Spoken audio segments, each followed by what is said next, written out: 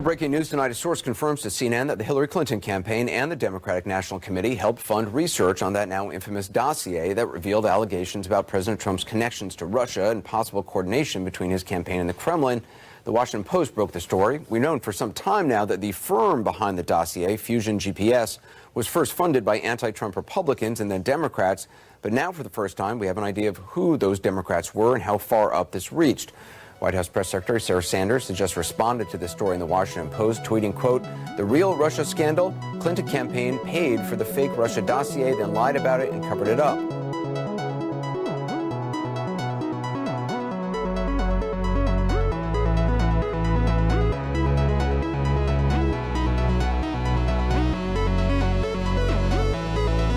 You're listening to The Devil's Advocate, where we talk about news and current events. I'm your host, Brandon Condict.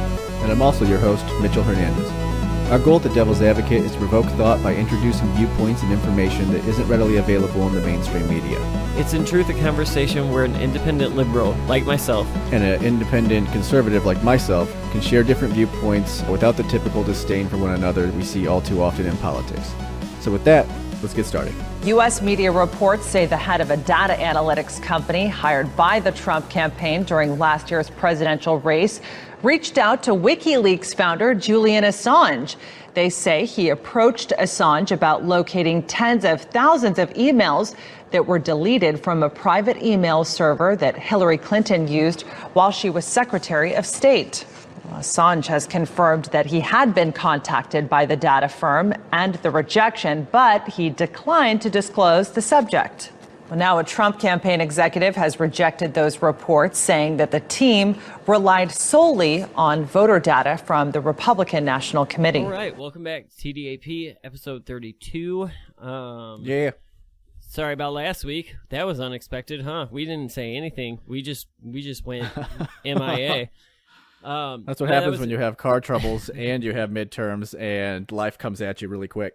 Yeah, it was, like, well, and I had planned, because we had discussed, okay, I'll just ask Frank to come on with us, or with me, and we'll just do it that way. And then I am in the process right now, if you could see me, which you can't, luckily for me. You don't know that. Not right. NSA. I'm in the process of moving right now. I'm actually moving in 4 days. So my house is upside down and I was super busy. And then I also had family pictures last weekend and it was really goofy because everything just happened. And Frank was like, well, did anything important happen? And I was like, well, let's just say no. Let's say no. Nothing happened this week. We'll move on. So, that's actually probably not accurate, and I'm sure that some of these stories that we have lined up for today will probably have overlapped from last week. Right. I think a little bit of bleed over. Right. So there's all that.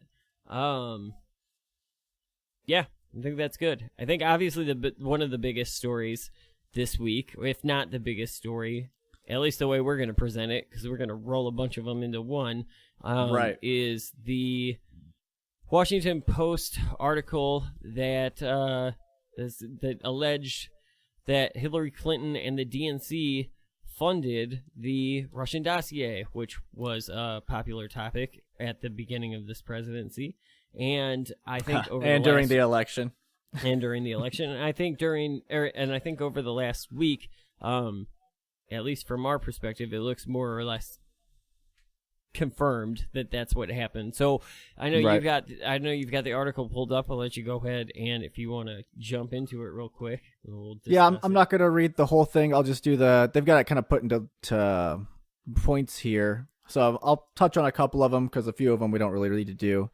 So point 2, it says, yes, the dossier was funded by Democrats. Some of the pushback on the left has focused on the fact that a still unidentified Republican client retained Fusion GPS. Fusion GPS is the firm that started compiling all of this data to do research on Trump before the Clinton campaign and the DNC did. Thus, they argue it's wrong to say that the dossier was funded by Democrats. But the dossier's author, Steele, which is the English operative, or I guess he was ex-operative? Yeah, because he was not. I don't know if he was retired or whatever, but I know that they've always. I think he was added retired. that He worked to with it. Russia.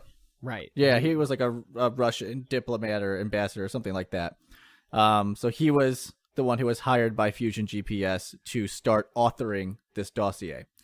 He said he wasn't brought into the mix until after the Democrats retained Fusion GPS. So even though Fusion GPS was hired by an unnamed, as of yet, Republican, which I've heard a couple rumors here saying that it's pointing towards Marco Rubio or someone who worked with Marco Rubio, which personally I thought my money was on Rand Paul. I thought that for sure that would be it. We'll end up seeing probably this week or next week.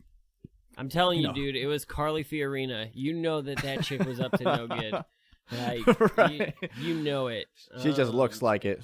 No. But I don't trust a woman who can speak well.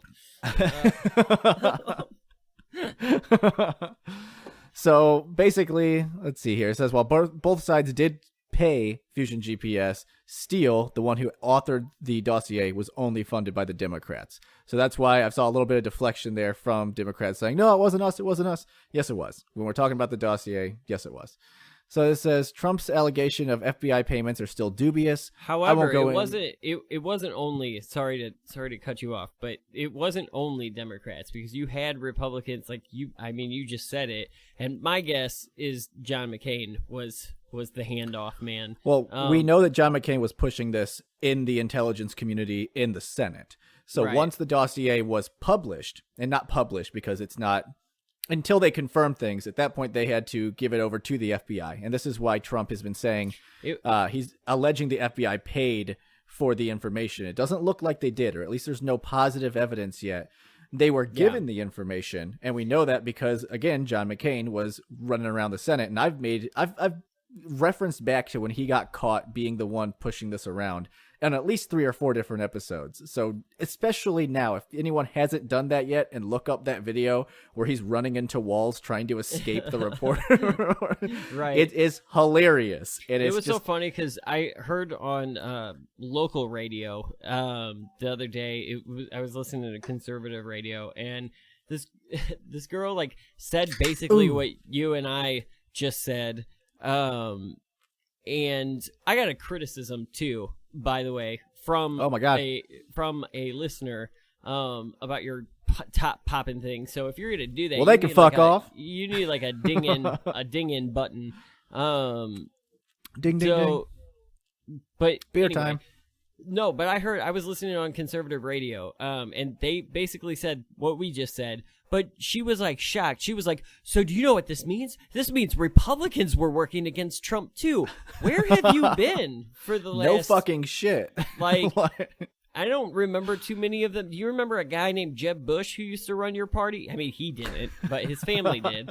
Right. You know, like I thought again, it was the first question in the entire primaries was, "Hey, Trump, fuck you, sign this agreement," and he was like, "Nope, not gonna do it." Yeah, they didn't like him.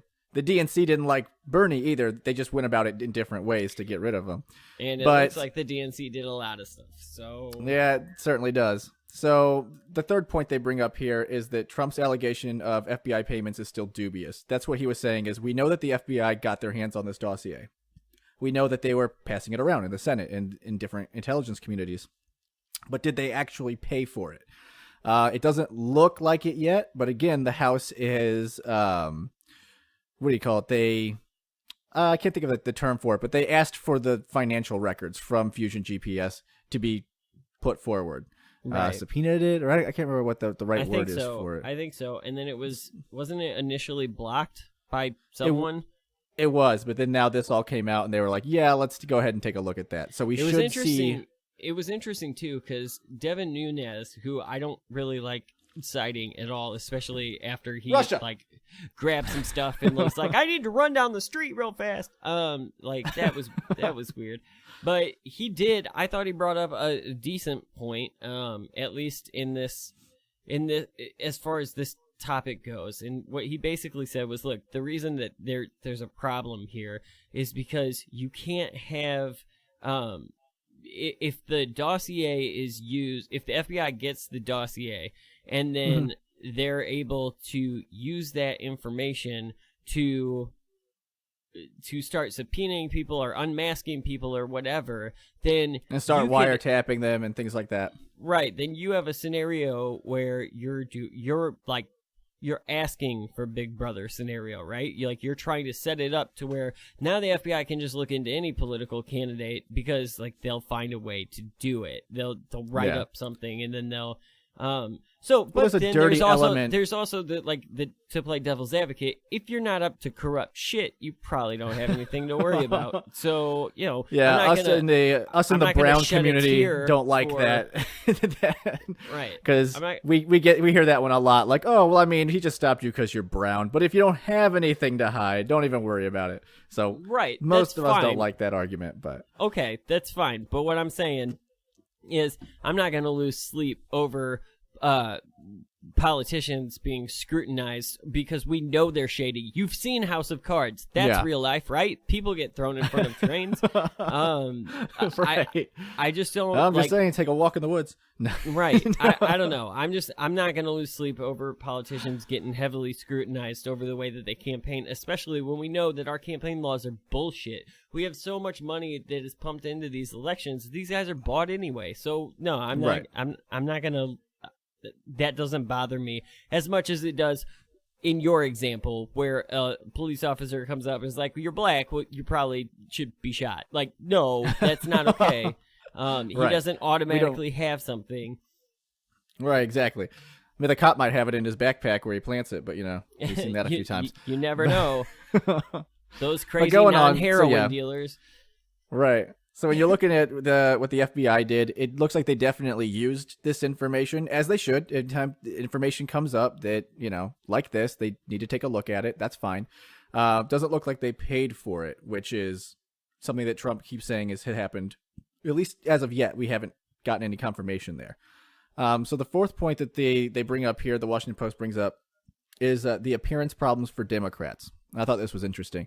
It says there is presumably a reason Democrats haven't copped to funding the dossier, something that they still haven't publicly confirmed. Even though it's been confirmed, they haven't come out and said, yeah, we did that. Fusion GPS threatened to plead the Fifth Amendment during against self-incrimination, raising eyebrows last week.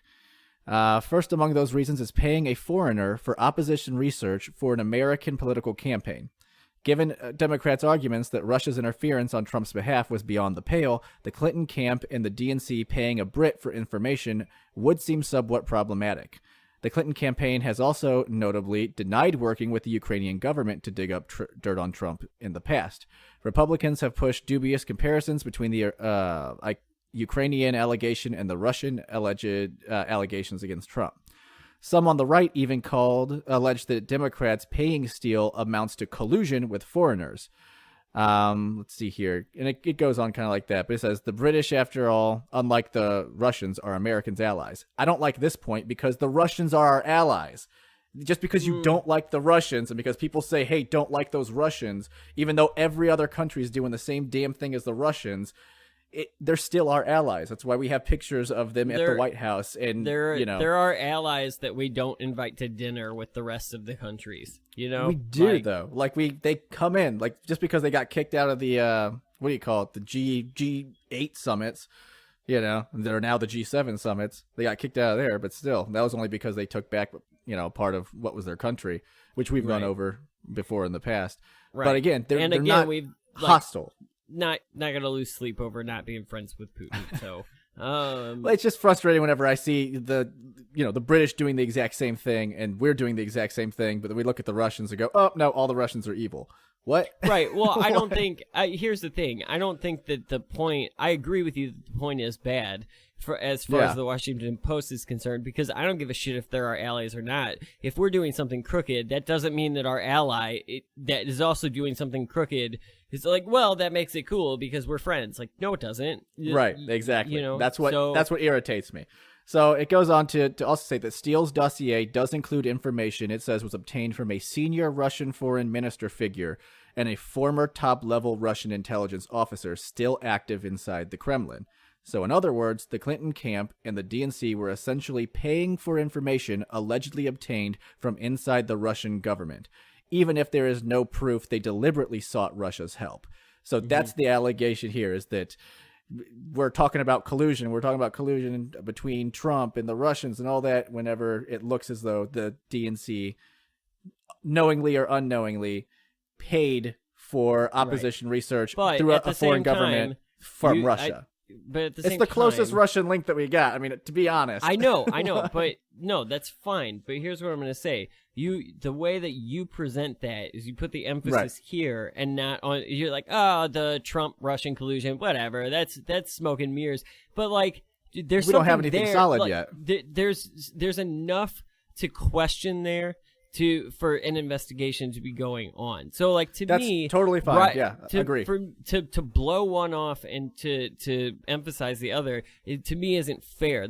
This is the exact same story. And See, I feel like you're doing. That's what I feel like. Not you, but previously what you had done. I'm glad that you're not doing it this time around. But the main difference here is one has evidence and one doesn't. This is proven or at least not proven, because again, Steele hasn't said who these people are. So at this point, they are unnamed sources, and we all know how much. But I while love we're unnamed saying sources. while we're saying that there's no evidence, we're recording this on Sunday night, and tomorrow we have possible arrests from charges being filed in the Trump investigation. So what I'm saying is, like, you may not have evidence right now. Let's see what happens in 24 hours, and then Let's move into that then, because this is obviously something else that has been going on. So all of this information and all of this bad DNC public relations nightmare and all that, as if they needed any more, that was like the first domino. and then more things have happened since. So let's move into obviously what Mueller's doing, which I find the timing of this, as I spoke to you over the weekend, I feel the timing's a little bit weird. Like, all of this shit goes down with the DNC. There's actual, at least in my opinion, there's more evidence towards a Russian link with the DNC than there is with the Trump campaign. And when we're all talking about it, that's when Mueller comes out and is like, I'm arresting. Well, he didn't but actually again, do it. I guess someone leaked it. Like, so I hear that, and I understand that, but let's look at it through a liberal's lens, okay? Maybe Trump was just getting in front of what was already imminent. Maybe because obviously there's a process. There's a process. No, here's what I'm saying. There's a process to filing charges and getting an indictment, and like it has to go to a grand jury. The grand jury has to be convinced that there's a reason for charges. So there's a process. Right. So if the Trump people, if the people working around him and damage control and all of that know that these charges are coming in a week, then, well, I guess, no, it's the Washington Post that has the story about the DNC. But if that's, obviously that was given to them, right? So all I'm saying is if you want to play that, like, oh, this looks fishy to me, it can look fishy either way. We just have to go as we've previously discussed, the two sides of Trump, you have to now just discredit the idiot for a second and be like, 40 chess, 40 chess. And like, so that's what we're talking about here. They're both hypotheticals, but I just, I think we need to present them as the same. They're not different. To me, where I come from, we all know that Trump does that. He will say shit and create controversies to take people's attention off of something else. We've seen him do it at least 20 times now that we can say there's a pattern. I mean, if that's legit. To me, I also think that there's a bit of a pattern starting with the DNC because, again, I saw this last time where the DNC came out with clear collusion between the different states and Debbie Wasserman Schultz and Donna Brazile and everyone else against Bernie Sanders.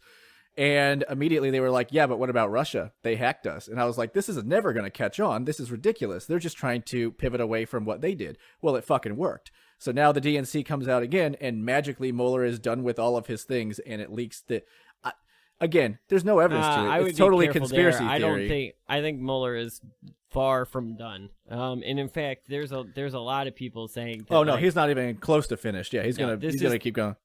This is the tip of the iceberg moment right here. Yeah, I don't like Mueller. I don't trust him. I think the whole thing is crooked. I think that, again, like I said, when we see all of these different things that the DNC did and that Debbie Wasserman Schultz did and that, we can just keep naming characters and we'll see what happens tomorrow or the next day with this because he's going to indict someone. We don't know who it is. Everyone's thinking it's Manafort. And I think that probably has the best likelihood of happening because we saw that Manafort was, how Go long was big he? fish. Let it, like, if it's Donald Trump, that would be amazing. I don't think so. Shit, have you Just seen the because- economy? We're doing pretty damn good. But yeah, but that's a dangerous thing too, right? Like, we're lending on margin right now, which could be a good thing, but it could also be a bad thing.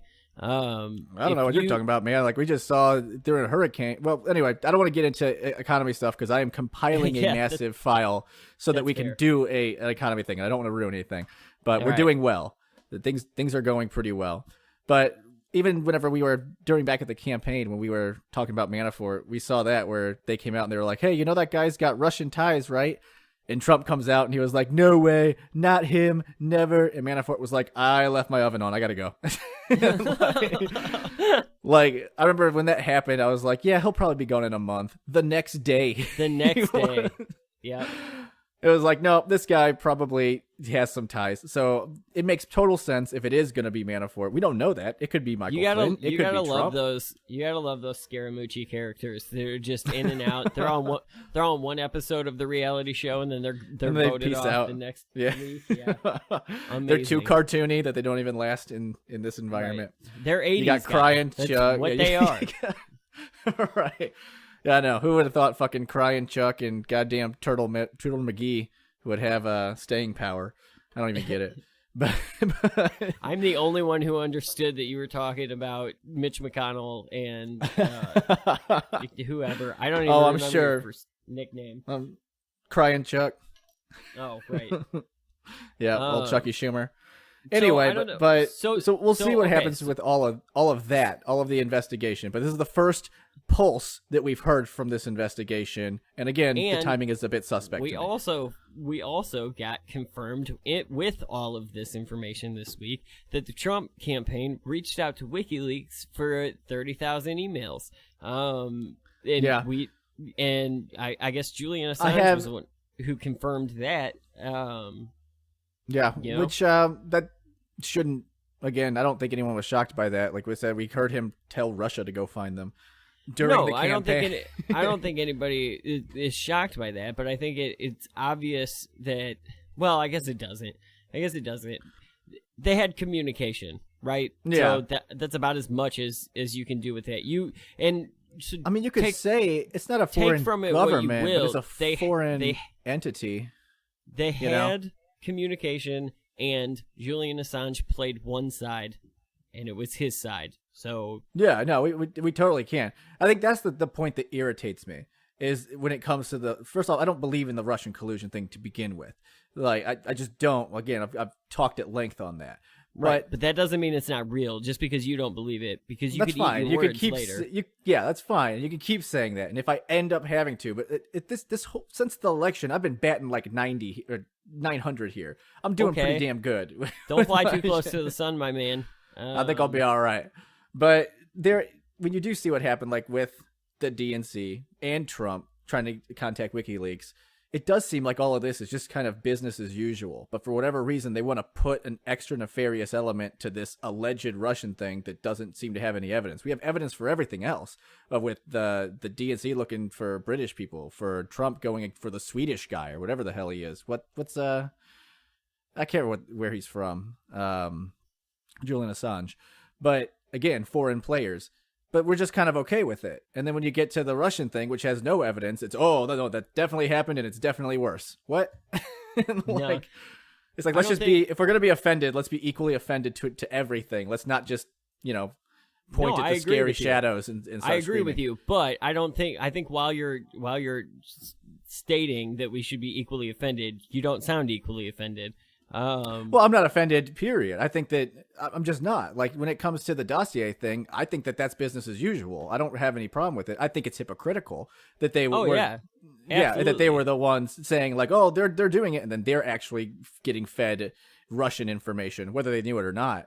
They still were looking for help from an ex-British, foreign and the entity. I think the thing that bothers I don't me give a about shit it, that they were doing it. The thing that bothers me about it with the DNC and that whole thing is the same thing that bothers me with the Trump allegations. It's like, okay, so here's why the Trump thing has blown up. And as you've noticed over the last several months, we haven't talked about Russia. And the reason we haven't talked about Russia, you would say, is because no evidence has been brought forward. And what I would say is because Donald Trump stopped fucking talking about it. And every time he talked about it literally every day for the first Well, it was on the 5 news months every of his day. because he kept saying Yeah. stuff, and he's an idiot, and they put him on TV saying idiot things because that sells. No, and I'm not he going with fed you it. on. I'm not going with you on this one. Like, it was the media that was obsessed with it. He's obsessed with the media, so he's going to respond to it.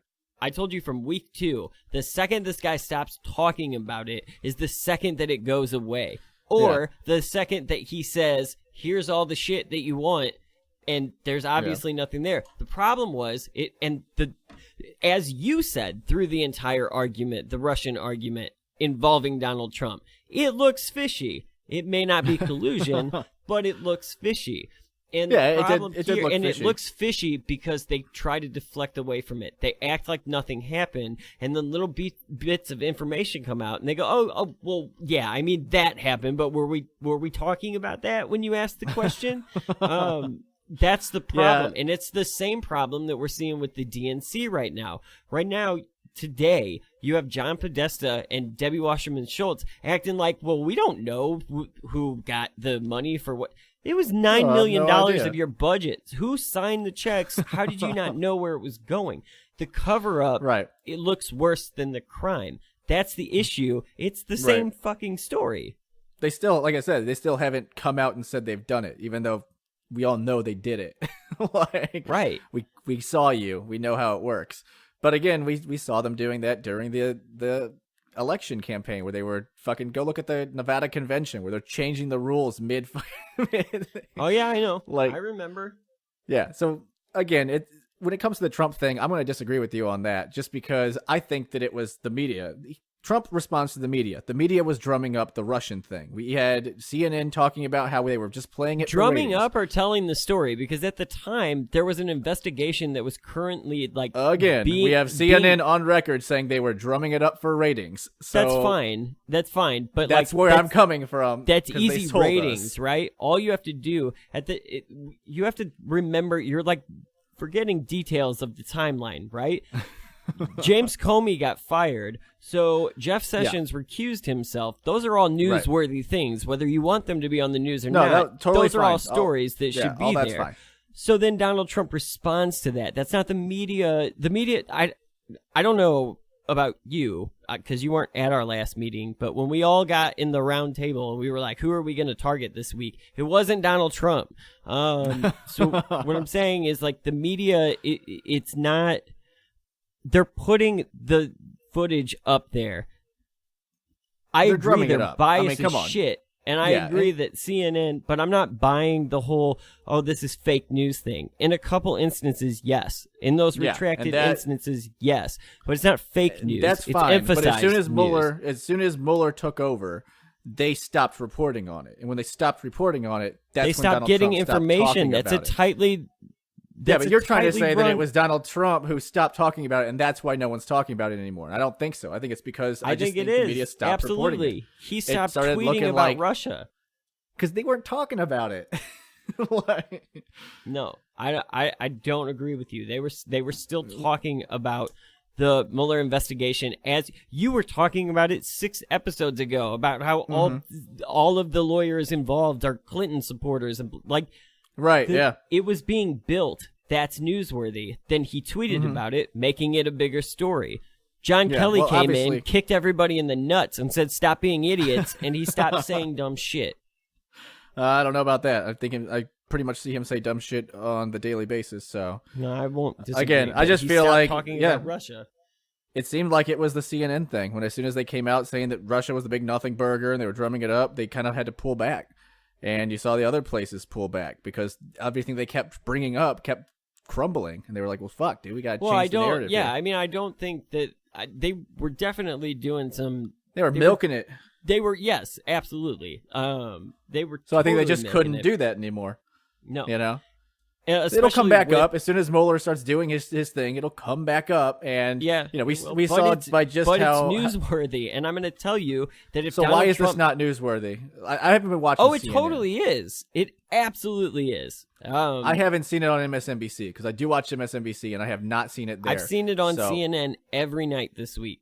So, and I've definitely heard it on conservative talk radio every day this week. But I'm sure they were going to talk about it. But I'm glad to see CNN's actually doing it, though. I still think this is stupid. An apple. Thanks, CNN. But I still think it's stupid. Like I said, I don't give a shit that the DNC was like, hey, let's get some dirt on the opposition. That's business as usual. I just don't like whenever they freak out and try to impeach the president because they're doing the exact same thing. And they want to pretend like, their shit doesn't stink. And, again, we saw all the collusion. Now, I know the other part that I don't have much to say about this next part, so I don't know if you do or if you don't, but the uranium one thing got brought back up in conjecture with all of this. I don't know a lot about this one. I looked into it, and it seems pretty like you're connecting some major dots here if you want to... if you want to see it. There's like a lot of little things that happened. So there was a Russian company called I can't remember what it was called, but some Russian company who ended up buying a Canadian company who had all these contracts, had to go through 9 different agencies of the U.S. with contracts in order to buy this uranium, which happened. These companies happen to have the licensing to about 20% of our uranium stocks. Mm-hmm. So, and then in the meantime, Bill Clinton goes over to Russia and gives a speech at a bank and gets a lot of money. And then they put some money into the Clinton Foundation. And one of the agencies was Hillary Clinton was the head of, and she would have had to sign off on it. But again, that to me, that's the same thing as saying Vladimir Putin signs every single thing and tells everyone what to do. This is a lot of procedural shit that was going on. And also, that doesn't, the way that you describe that to me, and I get that, it turns into Hillary sold their uranium. Yeah, but that's to me, that all sounds like business as usual too. And it doesn't sound corrupt even. That sounds like a guy goes over to a Russian bank. I don't know what the reasoning for, Bill Clinton, not a guy, the former president, right, goes to a bank. He's obviously an influential person in the world. So he gives a speech. He gets paid like everybody does after they leave Russians office. Can like the Clintons too. I mean, that banker might be a Clinton fan. I would have to know the details of that conversation, because there could be totally a logical reason why they would be like, wow, we like this guy. Let's put money into his foundation. Even if they had ill feelings, that doesn't necessarily mean that the receiving side... Look, I'm not making excuses, because I know this is the exact same thing for Donald Trump. When you start talking about different aspects of that story... right. we can fucking pick this apart and flip it and do whatever we want. We don't know shit because we don't have anything. Right. But it looks shady. Right. It doesn't really. Once you see the details, it does. If it's presented to you that Hillary Clinton personally sold Russians uranium, that sounds crazy, because it is. That is way literally more into what it. Conservative radio has been spewing for the last 5 days. And and I kept sitting there, and the problem that I have is I have a tendency to kind of, my bullshit little radar goes off, and I just don't believe it. So I heard that and was like, that sounds dumb as fuck. So I waited to research it, and then I finally did and was like, yep, that's dumb as fuck. So right.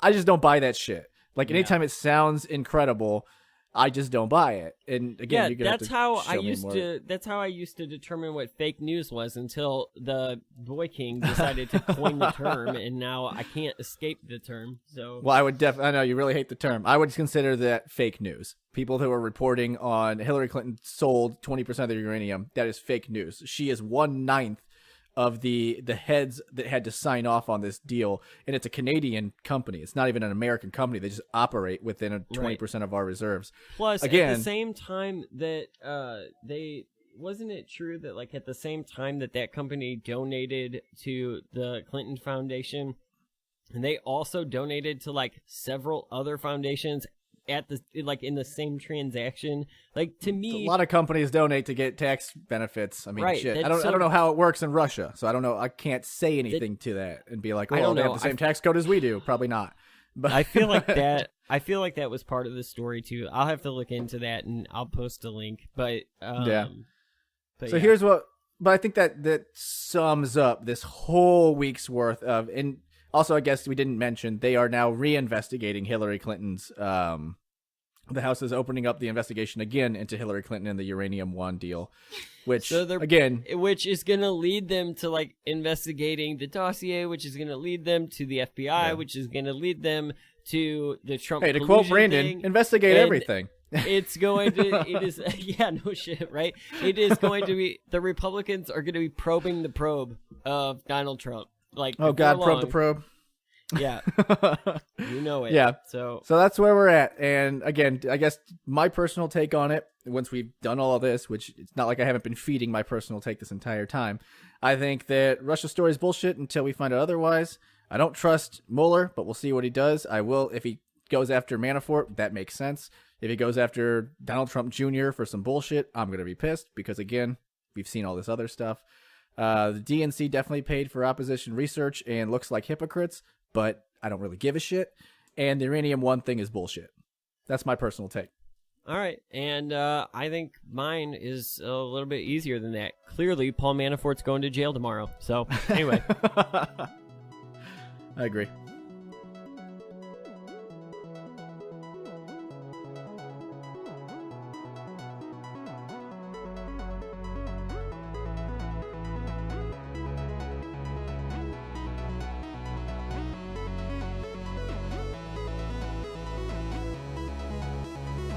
The number of drug users and the addicted will start to tumble downward over a period of years.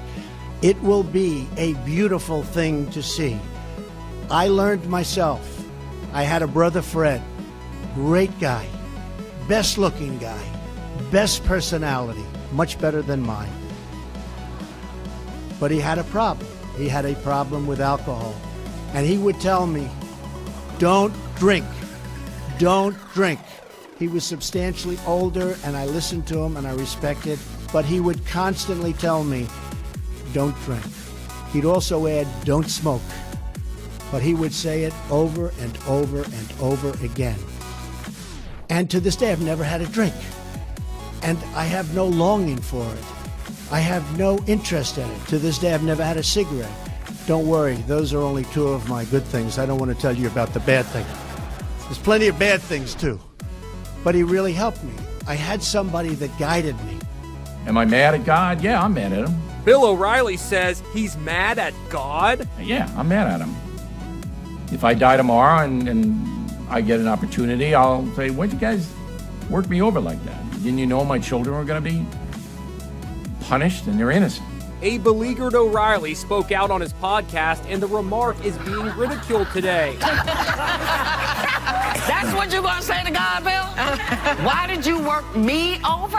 And there's more fallout today over that bombshell New York Times report that O'Reilly paid former Fox News personality Lise Wheel $32 million to settle sexual misconduct claims.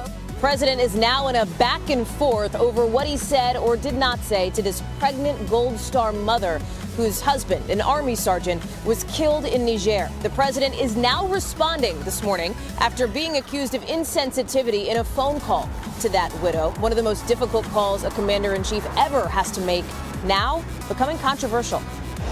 Sergeant Johnson was one of 4 American soldiers killed in Niger when the president called Johnson just before her husband's casket arrived home. He said, well, I guess you knew something to the fact that he knew what he was getting into when he signed up, but I guess it hurts anyway. The congresswoman says the call lasted 3 to 5 minutes and that Mrs. Johnson's only response was thank you.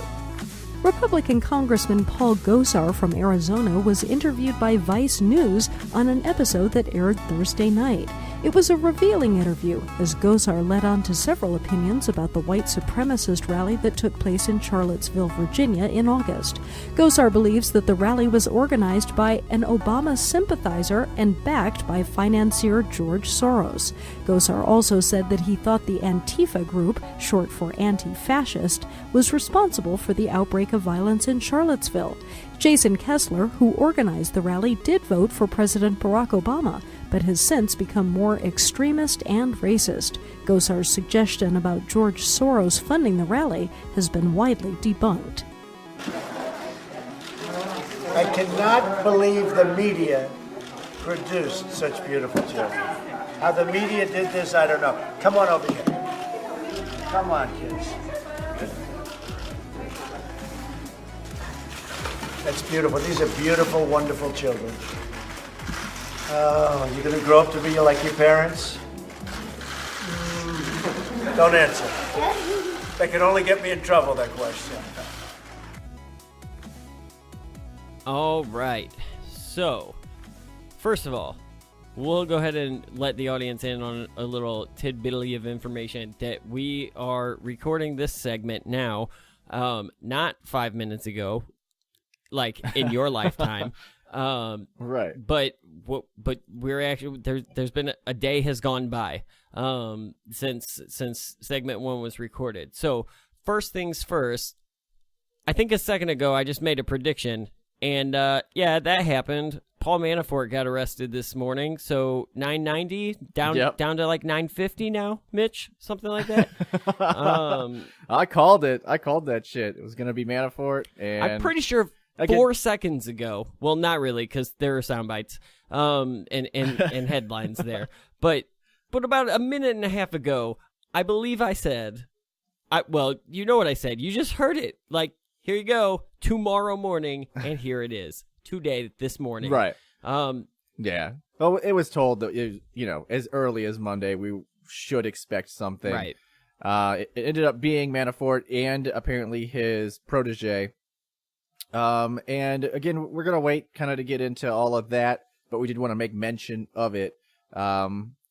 I don't know if this is the slam dunk that Democrats was hoping that it was, but it's definitely significant. And that's why I think too that, it's probably a better thing to jump into as more comes out, but definitely worth noting that Paul Manafort, in fact, did get arrested Monday morning. Well, he turned himself in. Yeah. Is that what happened? He did. Yeah, he didn't have to do the whole walk of shame and the handcuffs and the fucking pulling your hood over your face. Have his titties out in the town square walking through.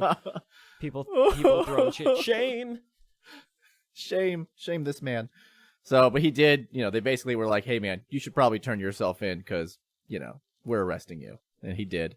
And to make note, he did plead not guilty. So they had an arraignment sometime around noon. So that's where we're at. Right. And again, it doesn't look like any collusion yet. Well, we'll see where the details fall, and then we'll get into it whenever we got a little more to... There were 12 charges filed against him. He did plead... Well, they were all financial. He did plead not guilty, so did... What was his... Robert... Gates was it the third? Robert Gates? Something like that?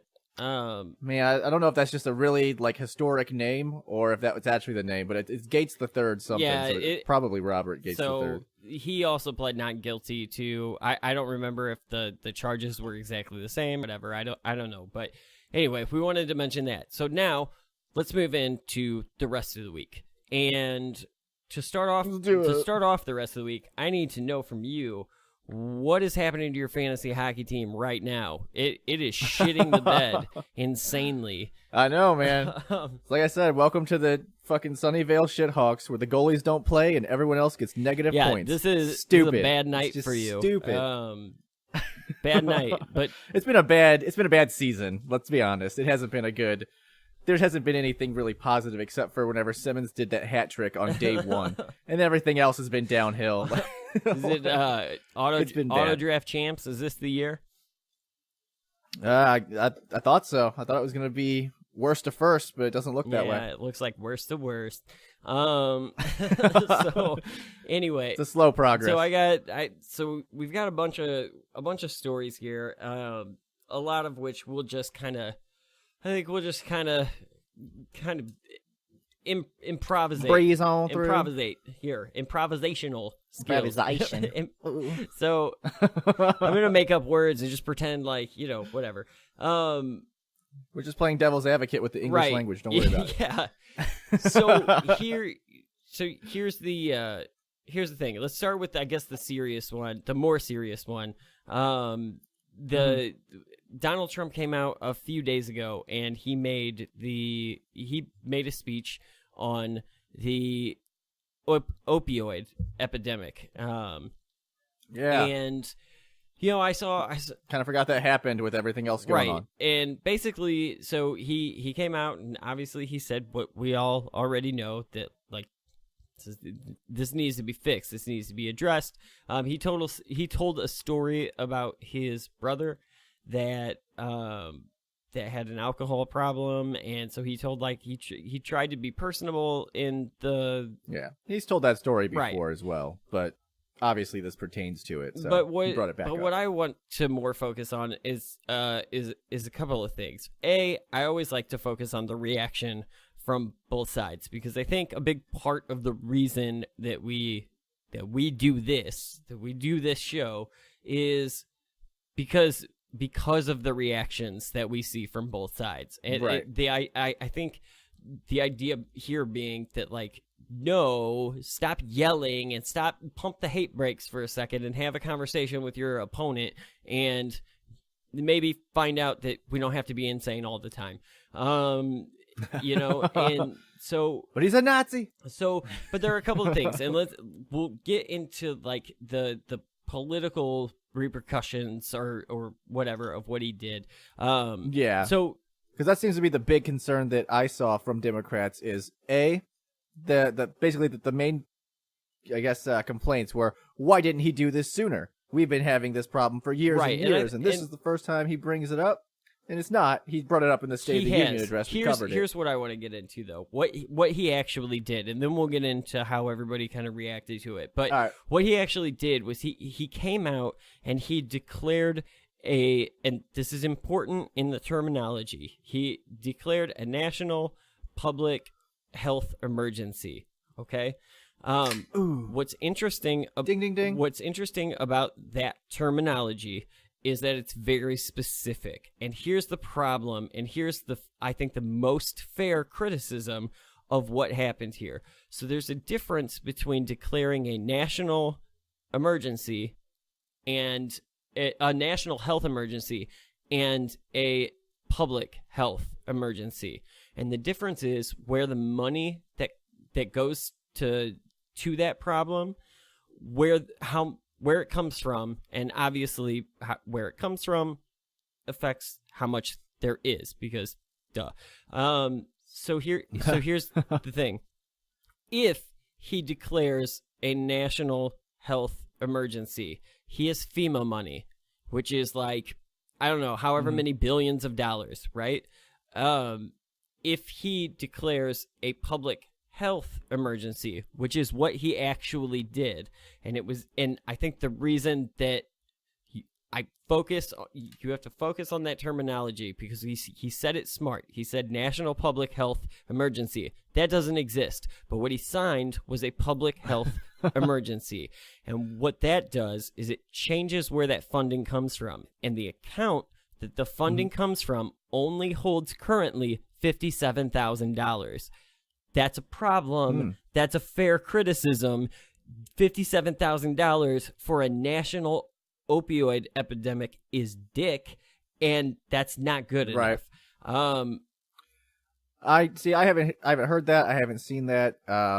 So I'd have to look into that before I could say one way or the other. I'll post the link to that story that I found because that was very interesting to me, and because you remember, and if that's true, if we get into, well, go ahead.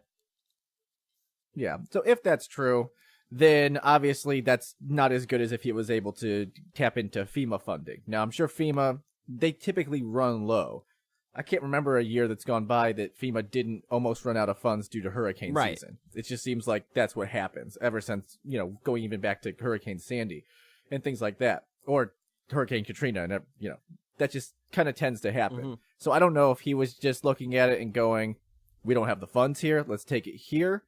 I don't know how much funds FEMA has left. I know that we just had some big hurricanes. That's fine, but here's where I think, and all of that is fine. And if that's true, okay, here's the problem then. It's still Congress that needs to fix it. If that's true, then the only reason for the speech is a political play, because you and I and he all know that $57,000 is not going to do anything. That's gone in less than a couple hours, and that's that. Right. So, well, it probably is. The thing is though the president isn't the one to fix this problem. I agree, and that's kind of and that's where I kind of come from it when they say like, oh, he needs to fix it. It's like, no, this involves money.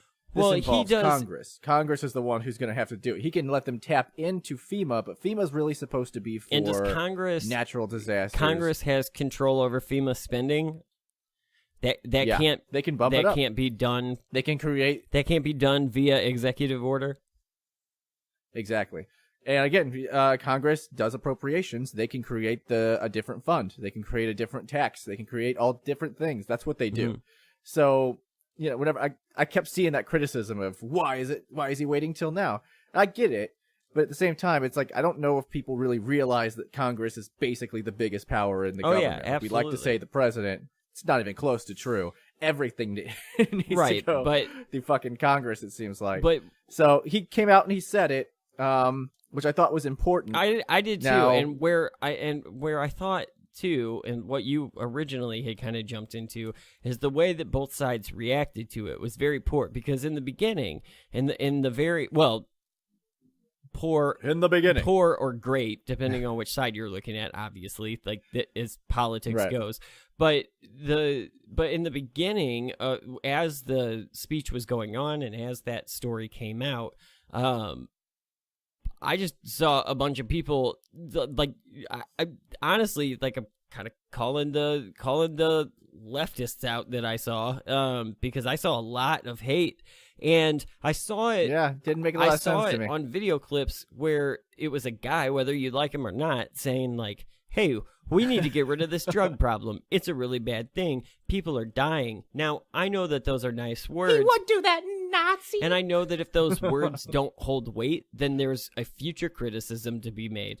But that didn't seem to be their criticism, though. They didn't make that argument that you just made. They basically were making the argument that he's evil.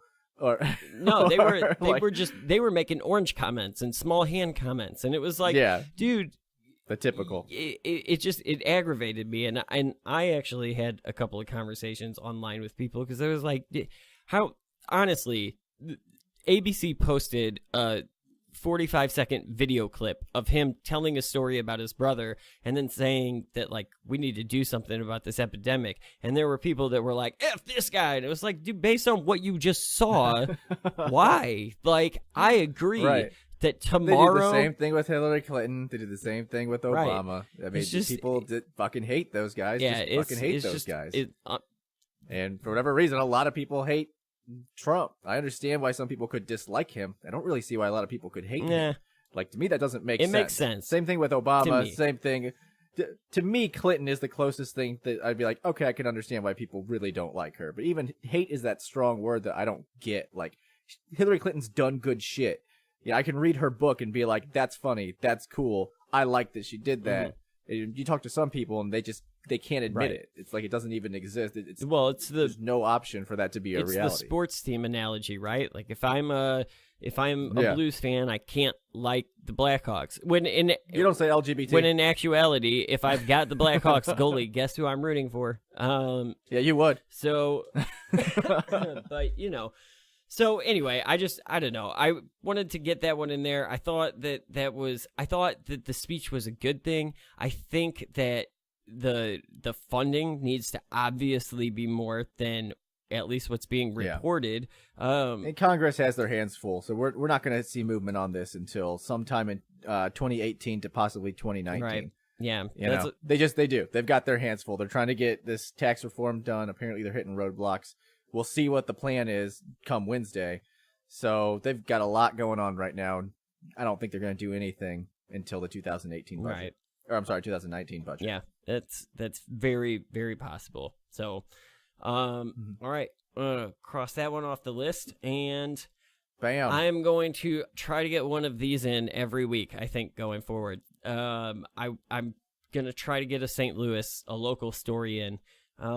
Because I think God, what do we do now? Well, here's the thing, and that is actually the reason that I think I want to do this, because not everything that happens in St. Louis is shit.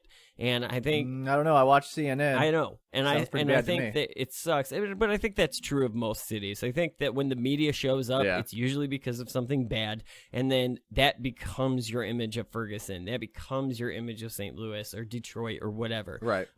So anyway, we talked a little bit. I don't know if it was the last episode.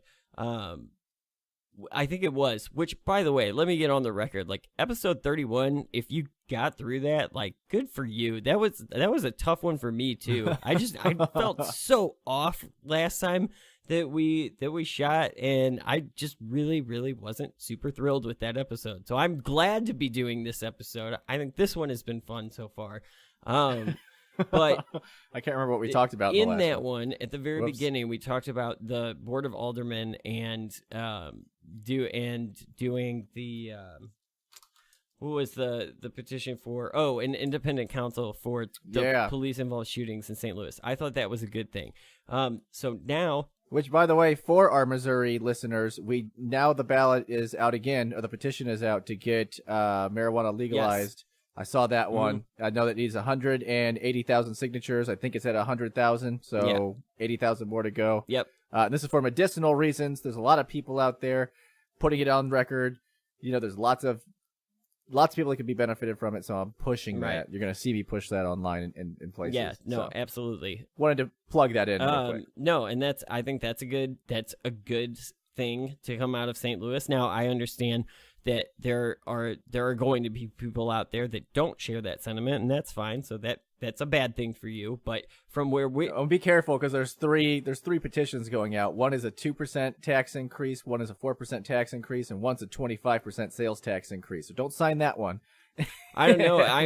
Make sure you're signing like the 4%. Well, one. just do. I think if we just like pull the Colorado mode, right? Like make it legal, and then later ask them how much they want to tax, and then they'll be stoned and be like 50%, whatever. So it's fine, right? So anyway, but something I thought interesting about St. Louis, and it also involves marijuana. The St. Louis Board of Aldermen has introduced a bill to decriminalize marijuana in St. Louis. Now, marijuana in St. Louis... I didn't even know that's where we were going. Marijuana... No, I know you didn't, which was awesome, actually. But basically what they did was they wrote up this bill, and they told the police, or they have asked the police to stop enforcing marijuana laws in the city, because they basically have said that it's a waste of time, money, and resources.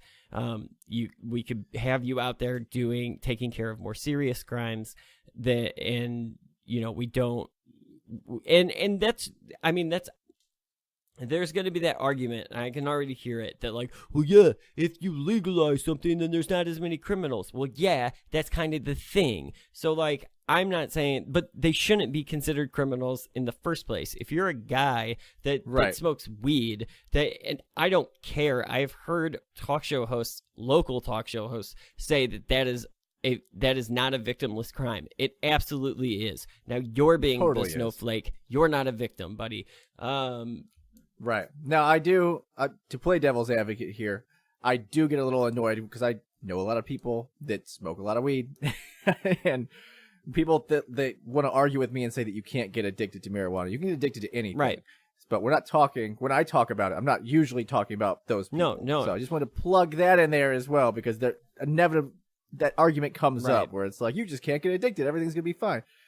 You got to do it within moderation. I'm drinking a beer right now. That used to be illegal. It's still illegal to get behind the wheel and go kill somebody after drinking. Moderation. Right. I'm sitting in my room recording a podcast. That's fine.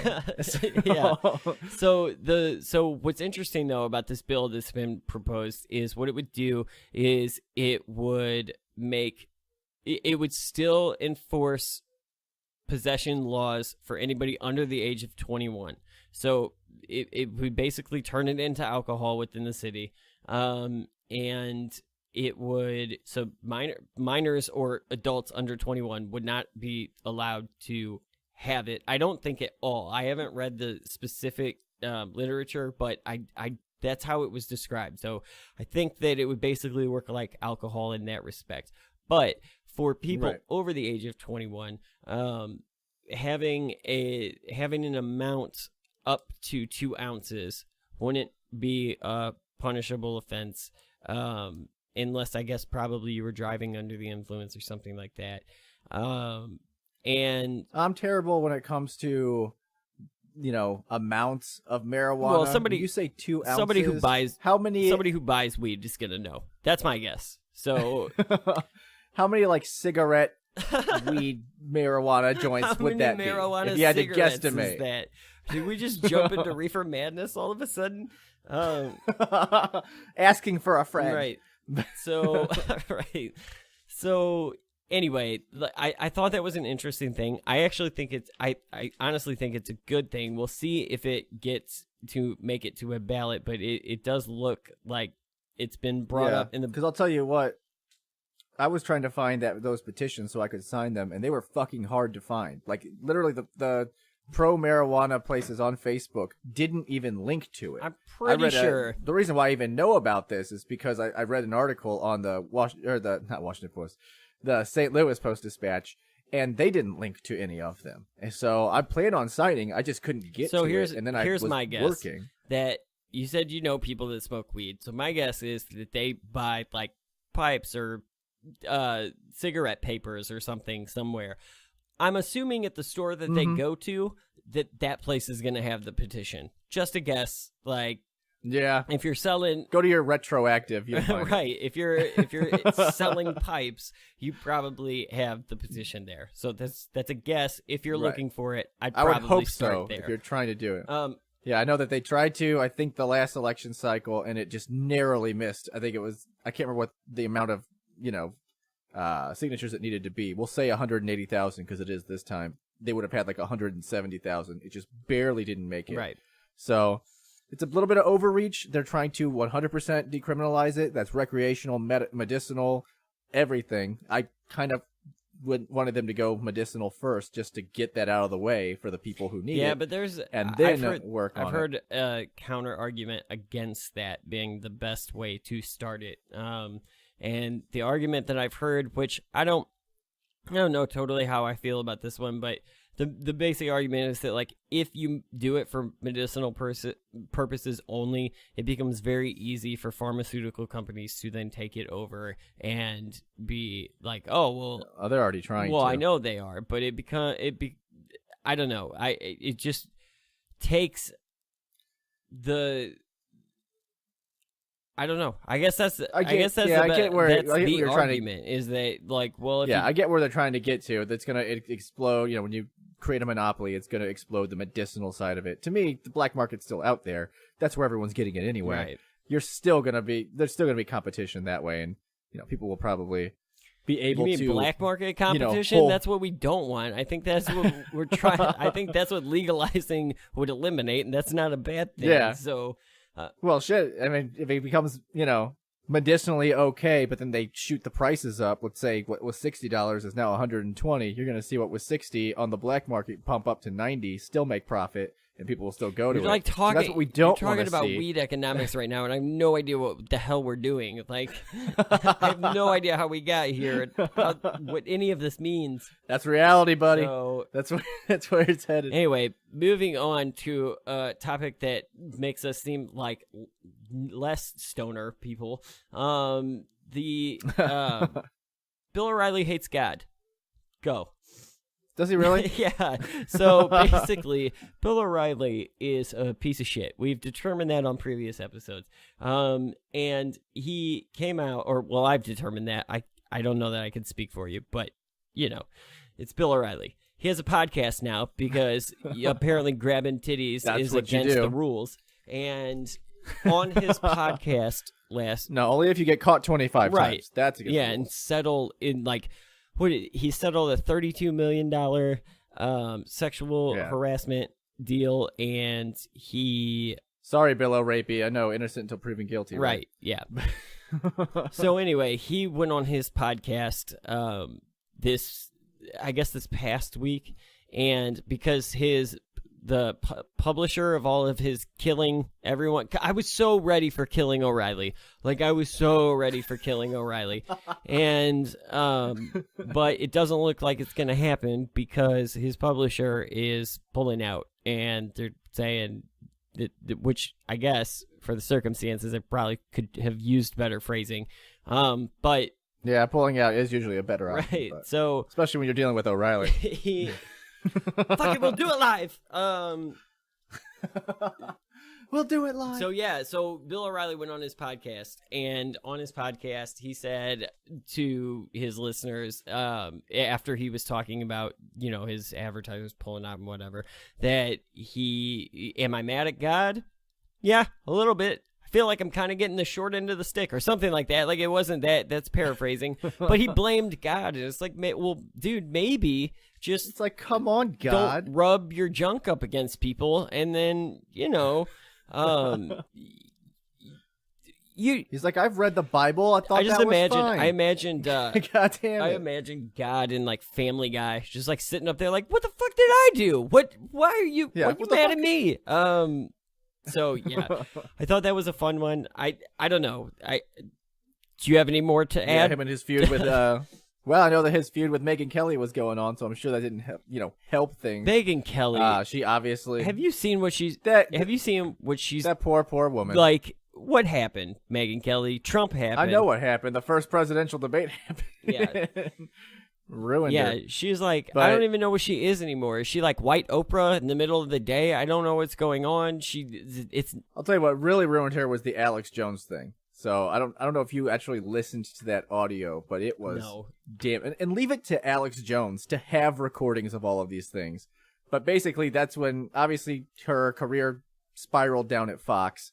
And then she moved over to what was it, NBC? She's at NBC to do like a daytime show. Although or something? she's been was the Alex Jones... I think the Alex Jones thing was in between Fox and NBC because she cut that deal with... She was doing some sort of like hour-long like segment type show where it was like, I'm going to report on this whole thing. Kind of like what Lisa Ling does. Yeah, that was at like, NBC, This Is Life. though. Because at Fox, she cut that deal with NBC like a year ago, maybe even... or shortly after the election, I feel like. So I guess close to a year, 10 months, whatever.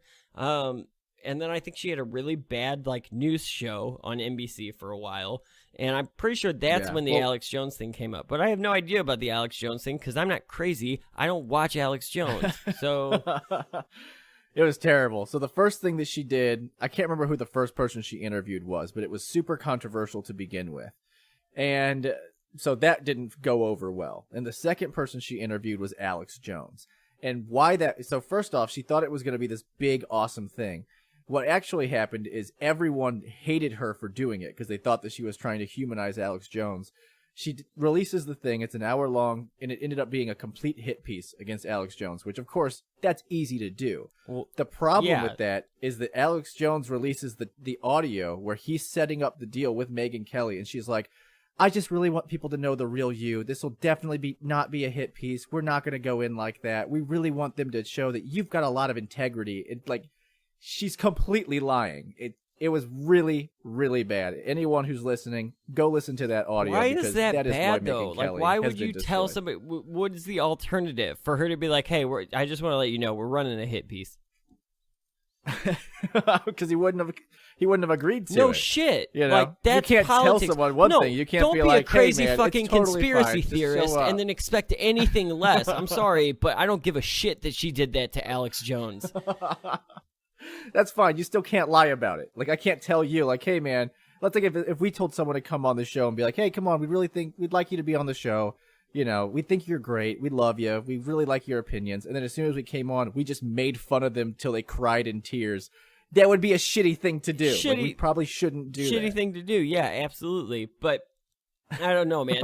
The difference between our scenario and Alex Jones is we're not fucking conspiracy theorists. We're talking about our opinions. He's an act. Like, he pretends to be real, but he's had to admit, because of the whole court situation, where his wife was, suing him for custody of the kids, and he had to come out in court and be like, it's just an act. Like, I don't believe any of this shit. Okay. So he kind of outed himself So either out. that's true or that's bullshit. And either way, he's still evil, because if it is true that it's just an act, there are crazy fuck people out there that are buying this shit, who believe it, that then probably go to Las Vegas hotels and shoot at concerts. That's all I'm saying. Like, that guy is the guy that listens to Alex Jones, and if you listen to Alex Jones, that you're taking a no, steep leap not there, you, my not friend. you, the audience. Like, I'm putting you in that boat.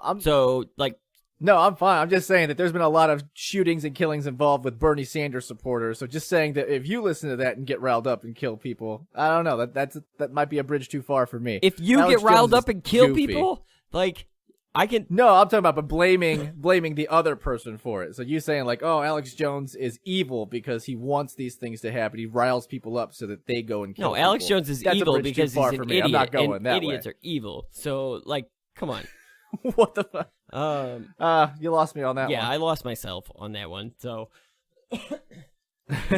anyway, but no, I think we could sum that little story up. Somehow Bill O'Reilly into Megyn Kelly into Alex Jones as fuck Bill O'Reilly, fuck Megyn Kelly's new show, and fuck Alex Jones. And fuck Alex Jones. Right. I think that was a pretty good one.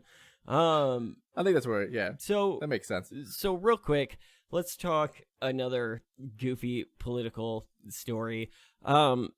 Trump offends some military widows last week, right? And oh my god, I know this. I feel like this one will probably go a little bit quicker, but it's exhausting. We might as well get it in here. So basically, I'm sure everybody knows the story by now. It was in the news for a few days. But Donald Trump. Well, it was Trump's fault. He brought it up. Was he the one that brought it up? Yeah, because he was giving a speech, and out of fucking nowhere, he throws all the other presidents that have come before him under the bus. Oh yeah, that's right. That is right. And it made no fucking sense. Like, he was just like, I sign all the letters. No one else signs letters. I make all the calls, and all other presidents never made the calls because they suck all the dick, but I don't. And it made no fucking sense. It was inappropriate. Let's just say it. It was inappropriate, and it didn't make it. It wasn't the right time to do it. And of course, it snowballed. This lady picked up on it. Whatever she is, Maxine Waters 2.0 beta version. Representative Frederica Wilson of Florida. There you go. Yeah. So of course it's Florida. Basically she no, dude, come on. Don't that's a Oklahoma knockoff. It's not like they're Oklahomans. So anyway, so basically what? She was listening to why are they, first of all, why are they monitored calls? That seems like a weird, at least this. Yeah, I don't. At least this type I'm of going to call. be honest. I don't know if I believe her. I really don't know. She didn't seem to know anything about the call. She just kind of said this happened. Exactly what she said was that Donald Trump pretty sure that brought it's been up, confirmed because there was 8 other people. Yeah, but she changed. Yeah, but she changed what he said. She originally said that on the phone he was like, well, he knew what he signed up for.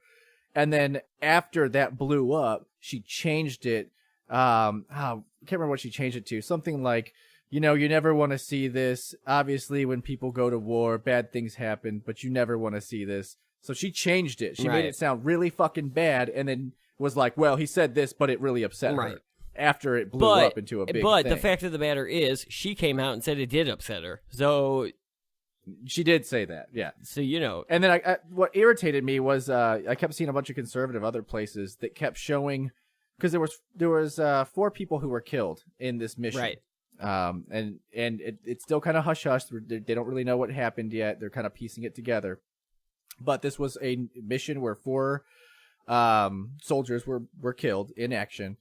And they kept interviewing the other 3 wives, other widows. And then somehow being like, see, look, we knew she was lying. And I'm like, that's not apples to apples, dude. You can't just sit there. Like, if I come up to 4 people and I shake hands with 3 of them, I'm like, I love you, you're great. And then I kick the 4th one in the nuts. You can't just look at the other guys. Right. So I'm not saying that I believe this woman entirely, because you've seen how she acted. She called herself a superstar and all this stuff. It looked like she was. Here's my issue. I want to know about this cowboy hat, right? Like, why she's a rhinestone cowboy, yo. Dude, she is a rhinestone cowboy. She's got the bedazzler out. She's literally fucking going to town. every single hat that I've got a picture of her up on my screen right now, and every single hat. Can we get sponsored by Bedazzler? That would be great. That would be amazing. Every hat in every picture matches her outfit perfectly. Like, it's made out of this. She's wearing like a wicker outfit in this picture, and her hat is a wicker hat. I don't know how she does it. I hope. Oh man, I hope not with taxpayer money, Prime. because that's going to be a problem down the road. But yeah, that's right. That's ridiculous. Hooked on rhinestones. No, but yeah. So this whole thing is silly. It started with Donald Trump being stupid, and then it morphed into this woman being a liar, basically, and changing what she was saying that, offended them, and then kind of threw all of the soldiers and these widows under the bus. And now they felt compelled to share their stories, to release the audio. Trump was coming out saying, I can prove it, and he released the audio. Right. Now, I think that the widow that was, obviously the phone call with, she was fine with it, but still, it brings the focus off the soldiers, and it becomes a he said, she said. No one thinks that George W. Bush was bad. Well, no one who actually pays attention thinks that George W. Bush hated the soldiers. Right. No one actually thinks that Barack Obama hated the soldiers. Did he make a political move that endangered a lot of people? Yeah, he did. So did Bush. I'm sure Trump will do the same thing. You make mistakes. But to me, it became the story, is Trump hates the soldiers, or he hates the widows, and it doesn't make any sense. And the same with the other side, where they're like, no, Trump loves every soldier, and he said something nice to this soldier, so we must say nice things to everyone. Right. It's not true. The whole story is I know, and it's dumb. to me, my take on it is it's a goofy story to be a story at all. To me, I think that's another reason why we justified the fact that we didn't shoot an episode last week, because like not only were we busy, but like this was in the news cycle, and I was just like, for at least 3 or 4 days. Yeah, and to me it was just like, well, you guys are bored. You don't have anything going on, so you just like breaking news something, and it's not like. Again, it comes back to that earlier thing on the opioid, the reaction to that. Like, pick something to be mad about. People that are mad, and it goes back to a lot of stories that we've talked about. People that are mad about NFL players kneeling. Like, dude, there are other real bigger things to be mad about. And tomorrow, somebody... Yeah, shutting down the class action lawsuits. Right. Get mad about that. Right. Something tomorrow, and that's what I would say to people that hate Trump or dislike Trump or whatever, which I understand. I get that. I understand why you don't like him. I get how you can dislike him. Yeah, I get why you could not like everyone in the political spectrum. But here's what I would say. Be realistic about your anger, because what happens is when you start because when you hate everything, then you become unreasonable, because there are some things that you shouldn't hate. And when somebody does something good, or and this to me isn't a good or a bad thing. This to me, this whole offending the widow of a military person, like this to me is a stupid story. It's whether if he did offend her, then he should have done better. I think he probably should have taken John Kelly's advice, which was like, don't call, because that's a hard call to make and it's a hard call to take. Like, send a letter and. Yeah, see, I go the other way. I think that you should call. Even if it is a hard call, you make it. Like, I do that in business. There's so many times where I can just write an email, but to me it seems impersonal. Yeah, but I like to call. No, I know, but you're coming from the perspective of the person who's making the call. That you gotta put yourself in the shoes of the person who doesn't want to receive the call. And and especially right after someone's lost a family member, it doesn't. There's some cases. I'll just put my own personal experience out here. Whenever my dad died, and he was 81 years old, that was obviously coming. Right. But it didn't matter what anyone said to me. I didn't give a shit. I was distraught and I was unhappy. Right. It doesn't matter what you said to me. Yeah. So there's people like that, especially when it comes to military situations where it's sudden. I mean, you're living with that fear for years and years. Yeah. And then it happens. And it happens. And like, they haven't been home for how long? They're away. Like, you know, it's a big thing. And then to have somebody call you and remind you of that, like, I get that.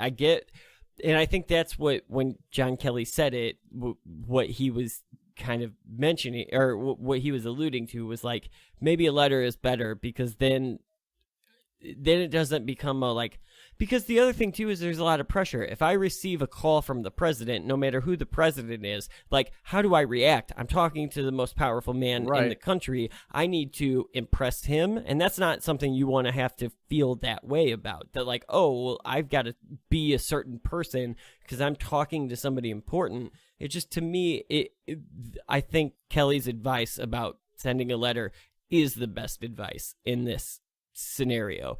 Yeah, I'll have to go opposite of you. I still think Colin's the best way to go, but that's just me personally. Yeah, that's fair. Moving forward, we'll get into like two really awesome stupid stories.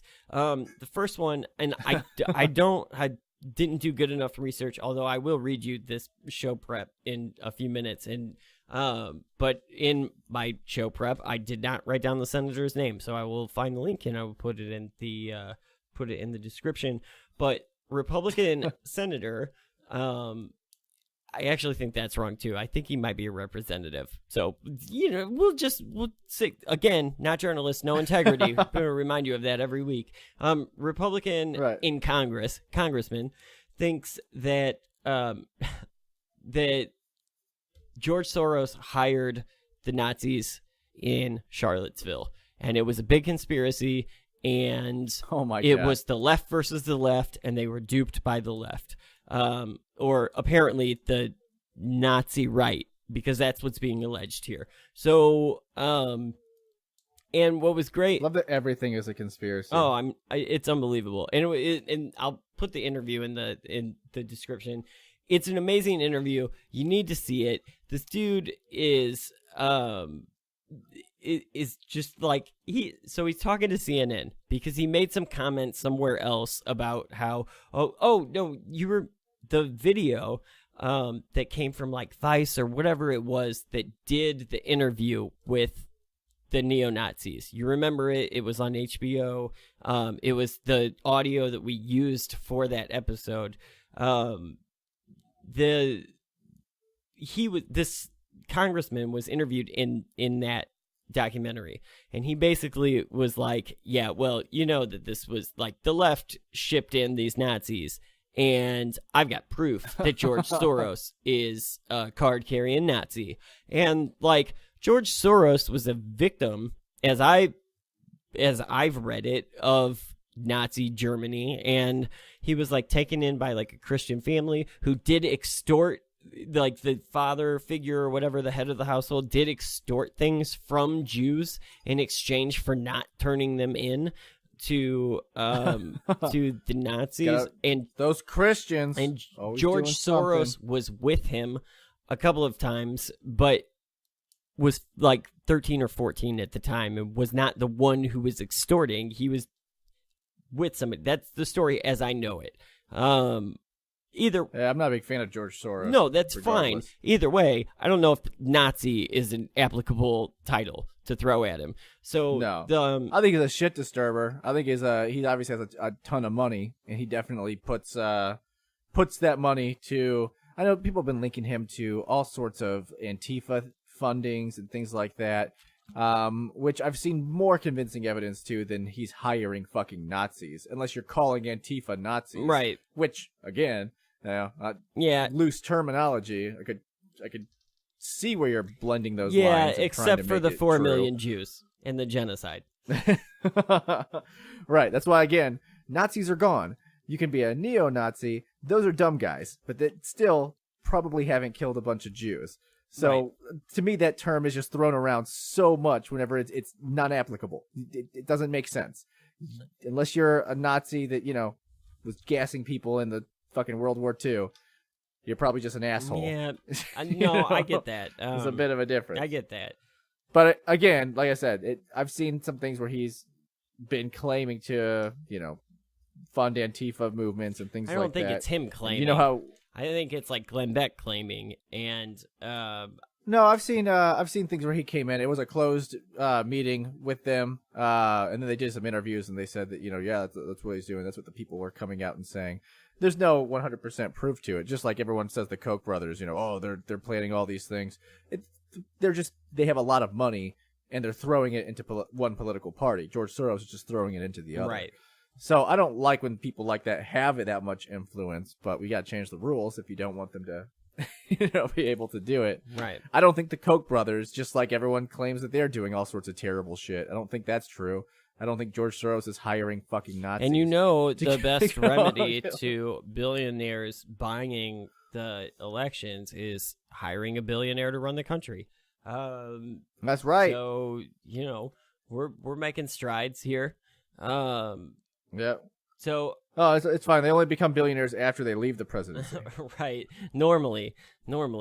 So. Although Clinton would have been a billionaire going into the presidency. Oh, I forgot. She was broke. She was dead broke. Clinton wasn't are they billionaires with a B? Really? Who? The Clintons? Yeah. I can't imagine they're not. Nah. We'll have to take a look. Yeah, we'll have to take a look look at that. their actual. I doubt that that's accurate. Because I think what's the 1%? Because I know Bernie's in the 1% now for all his fucking hate of the 1%. Like he's in it now, and I know it's up there. Like it's got to be at least 500 million. Yeah, I see, but I could see that. Like my guess is that Vince McMahon has more money than the Clintons, and Vince McMahon isn't even worth $1 billion anymore. So that's my guess. So right, we'll see. We'll have to look into that. Right. All right. Last one. Right.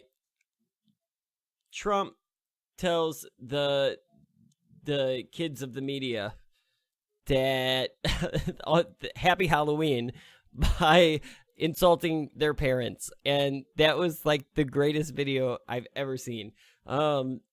So I don't know, was it like take your child to work day or like whatever, like I don't know why all those kids were there, but apparently it was Halloween, dude. Well, yeah, that's fine. Halloween. Yeah, but wasn't it like a freaking the middle of the week? Like, yeah, it was at least 5 days prior to like Halloween's tomorrow, right? And this was a story from last week. Which again, not tomorrow in your life; it's already over. But whatever. But it's just, yeah. So anyway, there's a bunch of kids standing around the president and sitting at his desk in the Oval Office, and he's just like insulting their parents. He's like, so how does the media treat you? I bet they treat you well. I shouldn't go there. What are you doing? Yeah, that gets me in trouble. I can't believe the media created such beautiful kids. Right, and then because they're such fuckheads. Right. He was like, he was like giving them chocolate and like, don't get fat, kids. Like, what? You're a fat old 70-year-old piece of shit. Like, what are you talking about? Don't get fat. Don't eat the KFC. Like and then of course the media had to, at least the liberal media. I'm calling you out because I'm keeping you honest. Stealing that, Anderson. Yeah. The media, of course, then went to. Did you see the little girl crying? Like he made little children cry. Oh, I didn't see that because I don't watch liberal. And I was just like, liberal media. But so let's just for a second. To be fair, did he make her cry? I don't know. I have no idea. She was crying. Yes, I think that's what the media told me. I wasn't really looking because to me, this is again not a real story. This isn't news. But here's the thing. Just for entertainment purposes, for our entertainment purposes, is it appropriate for him to say what he said to those kids? Does it matter? Like, is it what's your take on it? I don't give two shits. Right. You couldn't pay me to give a shit. Like, not at all. Okay. That's Trump being Trump. It's funny as fuck. As a parent, though, like, if that was your kid there, is it appropriate to be like, hey, does your dad suck at his job? Like, is he a better parent than he is a employee? Like, right. So No, I wouldn't care. I'd probably tell my daughter, be like, hey, give him shit. If he starts giving us shit, give him shit. Right. And then we'll see what happens. And that would probably be yeah, hilarious. I would too. Don't care. I would tell don't Timothy. Care in the slightest. If Timothy was like one of those 5-year-olds sitting there, I'd be like, if he says anything, just be like, how about Obamacare? Boom! So, Oh, off limits. Totally off limits. Take back his candy. Right. Give it back. Right. Get him out of here. Get him out of here. Get him out. So yeah, I agree with you. I don't give a shit about this. If it was my kid there, to me, let's be a little more British here. Like I said, when it comes to the House of Commons and shit like that, you see them, they're laughing at each other and calling each other fucking names, and it just seems so much more jovial than the upright broomstick up the ass, politics that America is just obsessed with, where everything is offensive. And he was being stupid to some kids, and it was funny. That's my take. Right. I know some people are very, very offended, but yeah, no, that's fine. I'm not in there. So, yeah. So anyway, I think that pretty much does it for this week. A couple of things that we're gonna change going forward. Well, at least one thing that we're gonna change going forward. We're gonna say these episodes come out weekly now, right? Like we've been saying Tuesdays, because they do for the last couple of weeks, or the last few weeks, they've been coming out later and later. And a big part of that is because you guys aren't paying us yet. So start sending us money so that we don't have to keep our day jobs. And I like money. And then they will be out every single Tuesday at the same time, I promise. But but until that happens, I have a job, I have a life, and like I said at the beginning of the episode, we're in the middle of moving. I actually don't know, and I'm glad that I kind of led here, because we don't actually know the plan for this week, as computers are probably going to be not packed in boxes and whatnot. Right. Now, I am not moving, and I've got a boner for tax reform, so I know that's coming out Wednesday. So I might be doing something. I don't know if I'm going to just be taking that time to compile data, or if I might release something that has to do with tax. I really want to do a big segment on it, but I don't know what's going to come out yet. Right. It could come out and it could totally suck, and then it's just like, all right, well, whatever, let's just wait. Right. Or it could be massive, and I want to do it immediately. We'll just kind of play that part by ear. Gotcha. I know we and I am still planning on shooting an episode. It's for at least.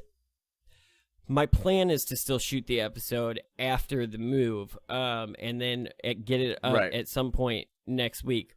That being said, things don't always go according to plan. So if there isn't an episode next week, I would expect 2 episodes the following week. We'll put out 33 and 34 around the same time, maybe with a couple of days in between, because we're still planning on shooting them the same way. It really just is the editing process is one where we need to have a decent setup, and again, things are going to be in boxes, so try to get that figured out. So yeah, I think that's pretty much that. Obviously the links to the topics discussed are in the comments below, and Google Play and iTunes still going to be the mediums. We're going to get into a Facebook Live segment here at some point.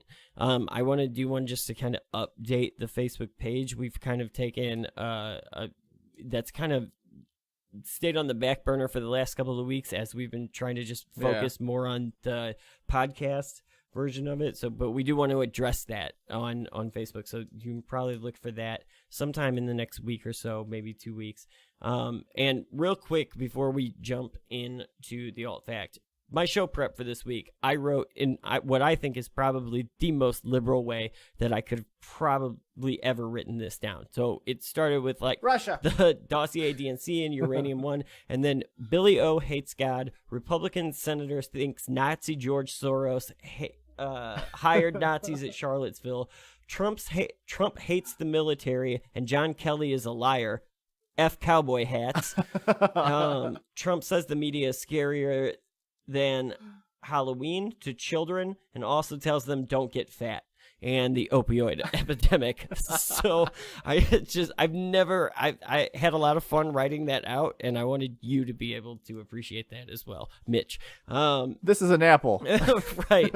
So with that being said, here it is, your alternative fact of the week. Thanks. This is an apple. Some people might try to tell you that it's a banana. They might scream banana, banana, banana over and over and over again. They might put banana in all caps.